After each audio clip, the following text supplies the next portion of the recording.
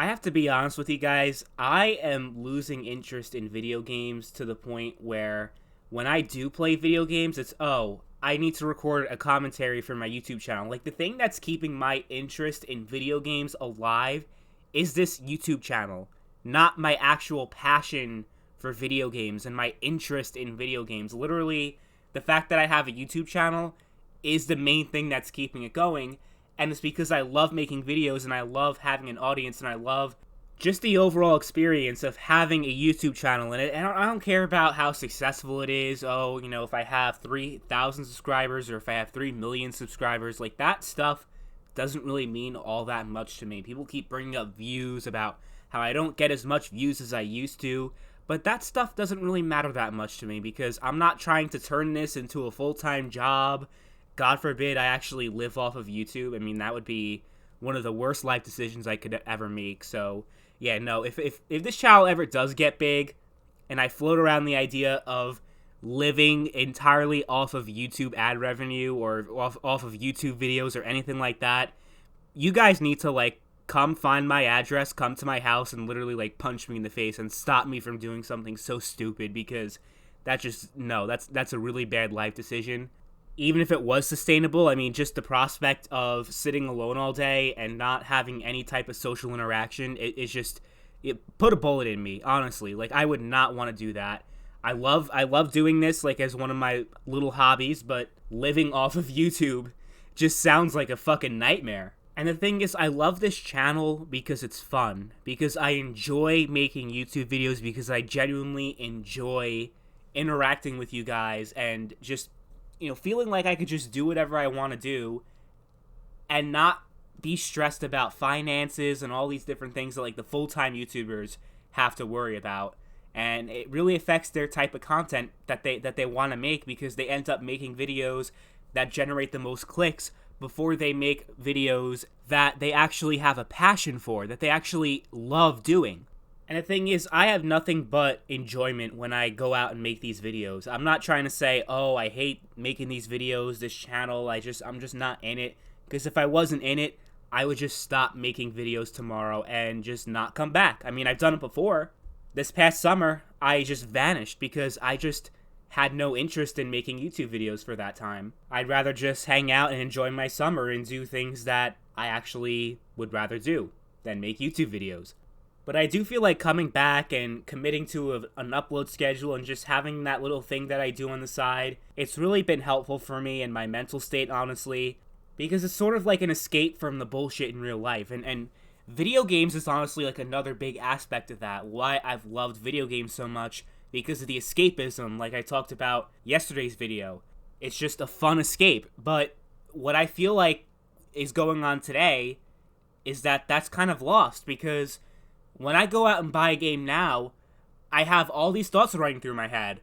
Like, does this game have microtransactions? Does this game have all these different DLCs that I have to buy? Like, all this bullshit that I have to worry about. I have to worry about getting fucked over by these corporations instead of just, getting the game and everything that I expect to be in the game to be there and not have to worry about false advertising and all these shady business practices that are honestly destroying the integrity of video games and certainly affecting the enjoyment factor, like how much you can actually enjoy the experience when you know that there's some shit that's gonna happen that's just gonna piss you off and they're just trying to take your money, basically, and they don't care about delivering a high quality product.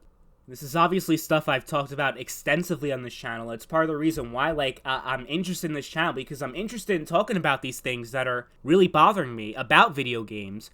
Not just current things like the microtransactions and so on and so forth, but future threats like cloud gaming, which is a huge threat to the future of the video game industry, especially the actual enjoyment factor out of it, because I can't imagine playing on a streaming service. I just can't. I can't fathom it. It just sounds like a nightmare, and that's no future that I want to ever be a part of. And maybe I sound old when I say this, but to me, the new generation of gaming is fucking trash. Like, the modern gaming is fucking garbage. When I compare to the PS2 days, the PS3 days, like that, like the 6th and 7th generation of gaming was so much better by every measure that you could think of when it comes to single player games, multiplayer games, exclusive games. The quality of gaming, in my opinion, was so much better 10 years ago than it is now. So for me, it was honestly around 2013, 2014 where this started to where I started to notice this, because that's when the new generation started going into effect. I mean, the quality of AAA games really went downhill. And it's to the point that, honestly, in the past 2 years, I've bought like 3 games new. It was Red Dead Redemption 2, Modern Warfare, and I don't even remember what the third one was, honestly, but I can count the amount of new games I've bought on one hand. Because I feel like when I buy a game brand new, I'm not getting a full experience day one. I'm pretty much beta testing. I mean, it's pretty much industry standard now to come up with a broken, buggy game and fix it later. Because, well, we have online gaming, right? Where you can do these day one patches, or you can do a patch a week from now, 2 weeks from now. But you know eventually the game will get fixed, right? But not on day one. And the thing is, back then, they couldn't do that because, like, especially in the 6th generation, they could not do that because they either released the game in its complete finished state, or they released it a buggy, broken mess, and they couldn't fix it later on, you know, and get the goodwill out of people later on. Like, oh yeah, but, you know, we eventually fixed the game. Like, you think of games like Anthem, you think of games like No Man's Sky, where they fixed the game months after release, sometimes even years after release, but eventually you got the goodwill out of the public, right? Because they eventually fixed the game, and the game eventually got good. But what did you get paying full price for a game that they eventually cut the price of anyway to get more people to buy it? Like, a few months later, they cut the price of the game. Remember Fallout 76? That game cost $60, and then the next week it cost $40. Literally, a week after release, it cost $40. People who paid $60, what did they get for that? So I'm just thinking, like, why would I ever buy a game brand new? The only exception being, like, Rockstar Games, where I know that, you know, despite all the BS with Rockstar and Take-Two in recent years, I at least know that they're going to release a competent, high-quality product and not pull all these shenanigans. Red Dead Redemption 2 was everything I expected in a video game and more. And it's just such a rare thing these days. But the other thing, though, like, even, okay, maybe it's like a few months later, the game's a lot cheaper now, like, maybe, you know, it's time to try it out now, but, like, games like Metro Exodus, for example, and, like, all these big games, like, I don't really care about any of them, to be honest. Like, it's not even worth taking the time out and installing the game and waiting for the game to install, in my opinion. Like, I just can't be bothered. I don't know what it is with me, but I just can't be bothered doing that. Because with most of these games, like, I play for maybe, like, an hour, 2 hours in, and I'm bored. Like, I'm waiting for something to happen, and I'm just waiting and waiting and waiting, and I'm like, you know, this isn't doing it for me, and I just move on to something else.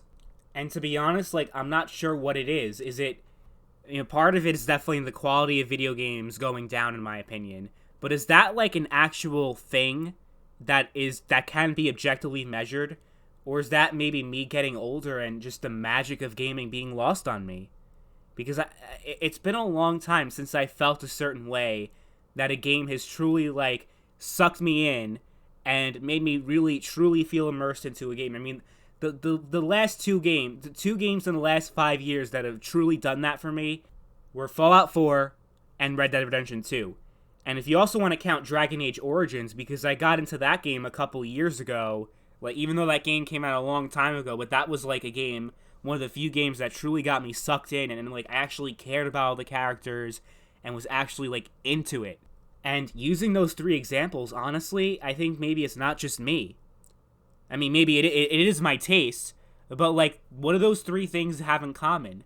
I mean, they all have strong narratives, you know, they have really good world building and lore and all that, and they, like, Red Dead Redemption 2, for example, comes from that old era, you know, from the last generation of gaming, you know, where you expect, like, a high-quality single-player game, right? I mean, Rockstar's been around for a long time. Same thing with Bethesda. I mean, they've been known for their single-player games, and Fallout 4, you know, as polarizing as that game was, I feel like it really did a good job in capturing what it means to be a really good single-player game. And, of course, Dragon Age Origins is like 10 years old at this point, but, you know, I got into it a couple years ago, and it was another one of those games. I mean, BioWare, another studio that's known for its strong single player experience. Not so much lately, but back then.